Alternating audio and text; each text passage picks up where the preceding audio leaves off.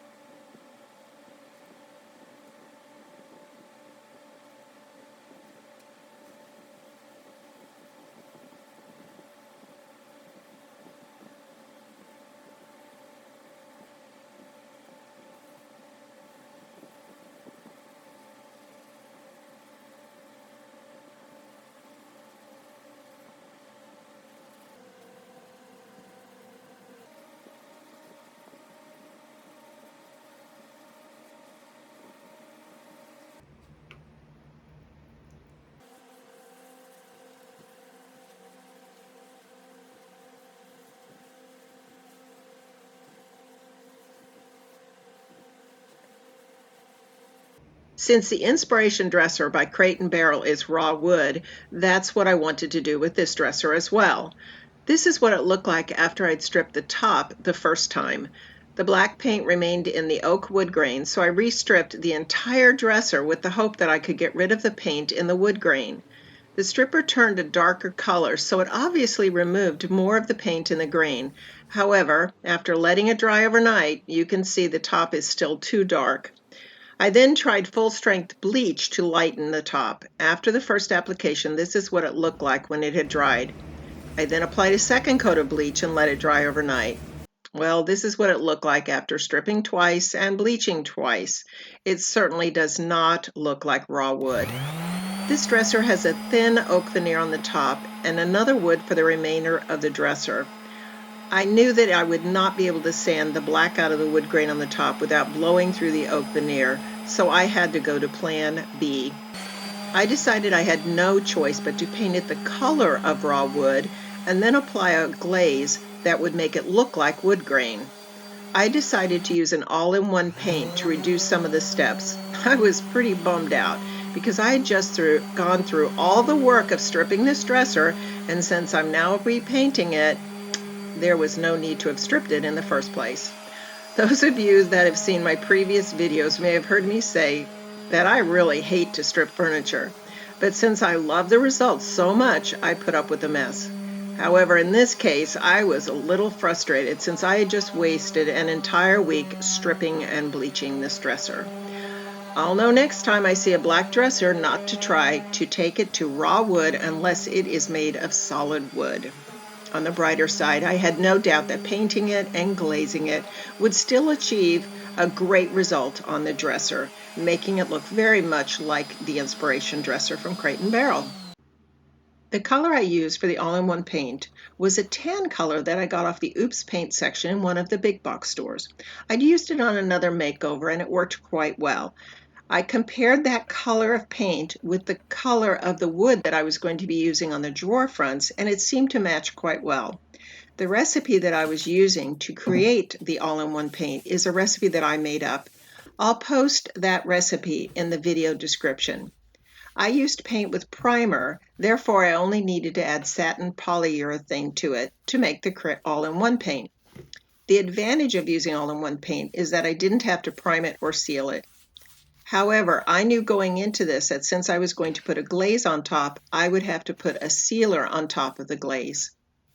You'll see in the video how I applied the all-in-one paint with a brush and then a car washing sponge that I'd cut down to size to get a surface so smooth it looks like it was sprayed on.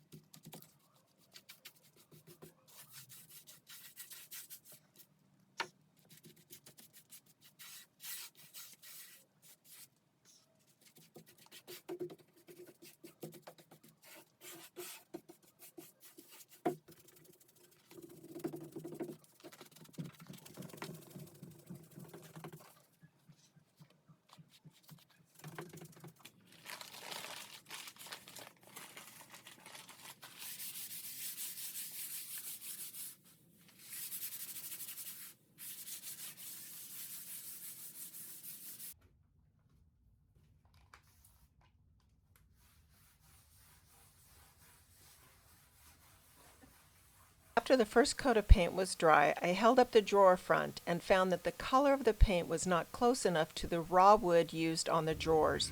So I took a piece of raw wood to the big box store and had them color match it. I then had them prepare a gallon of interior satin paint with primer in that color. When I got back to my workshop, I was not surprised to find that it was still not close enough I ended up mixing this new paint in with some of the original paint to come up with the color that was a lot closer to the raw wood on the drawer fronts. I then made some all-in-one paint in that color and applied a second coat of this new color.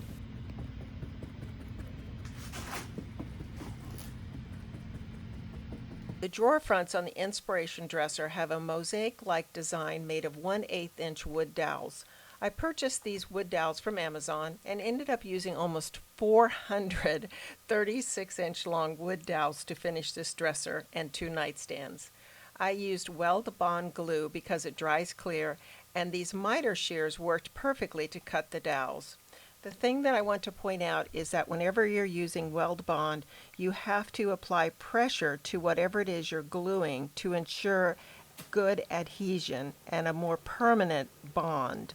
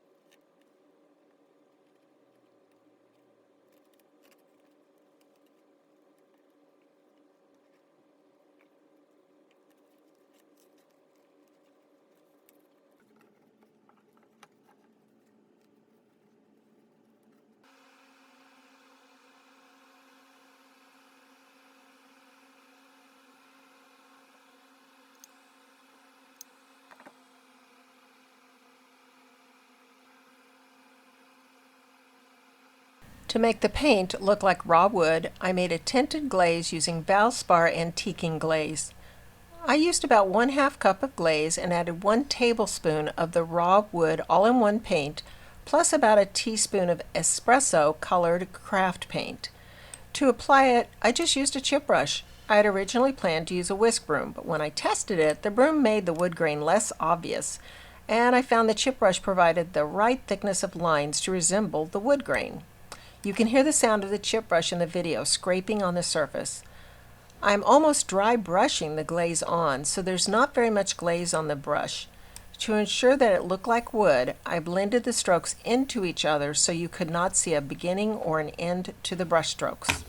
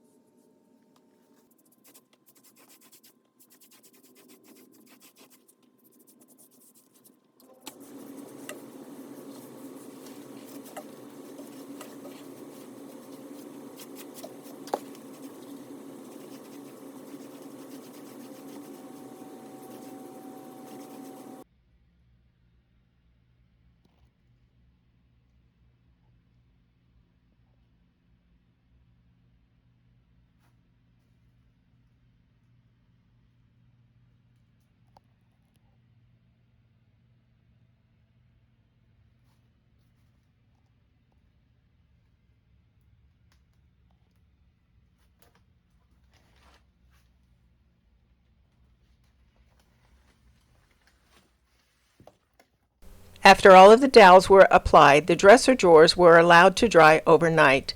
I found the very best way to trim the excess dowels was to use a Japanese saw.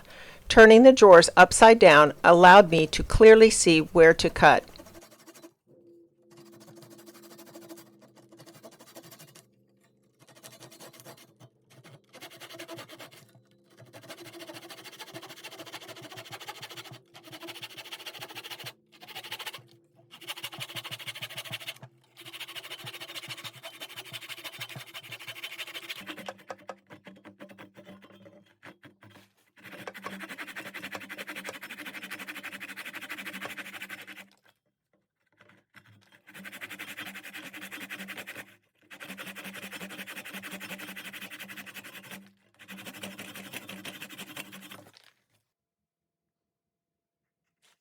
I sanded the edges of the drawers lightly to remove the sharp or rough edges.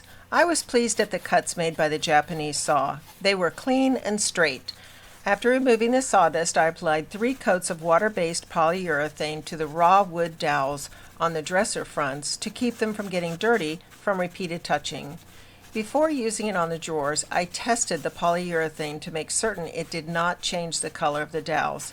I certainly did not want to change the color of the raw wood dowels since I went to such an effort to get just the right color of paint to coordinate with them. I let the glaze dry overnight and then I applied a water-based polyurethane in a matte finish with a car washing sponge to the entire dresser. I applied 4 thin coats, allowing it to dry in between coats. I didn't want any shine on the dresser since raw wood has no shine. Therefore, the matte finish was the perfect choice.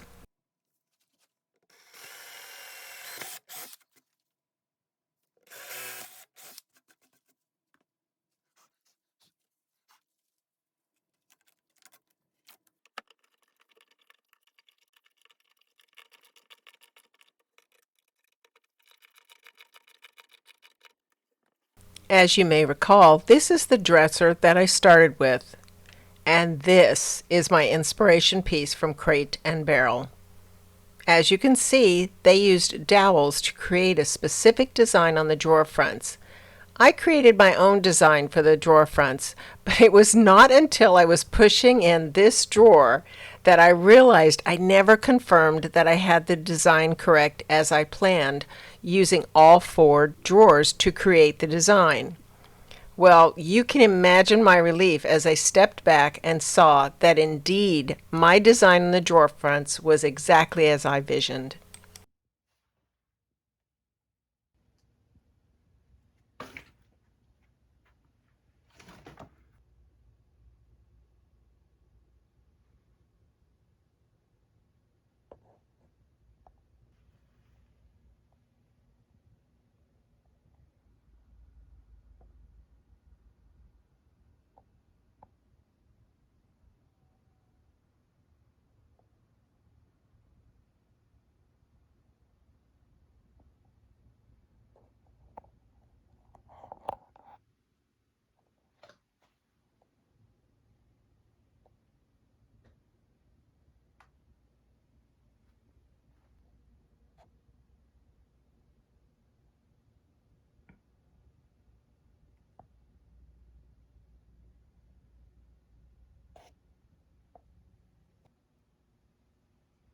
If you enjoyed this video, please give it a thumbs up. That helps my channel a lot because it tells YouTube that this video is of value and others would benefit too.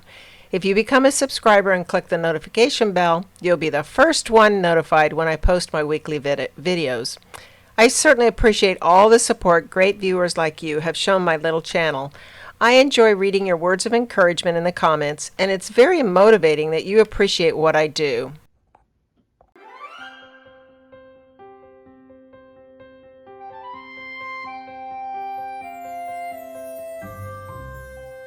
On the right, you'll see several videos that provide additional information on how to refinish, restore, and restyle furniture so you can flip it for a profit or refinish it for your personal use. Thanks for watching.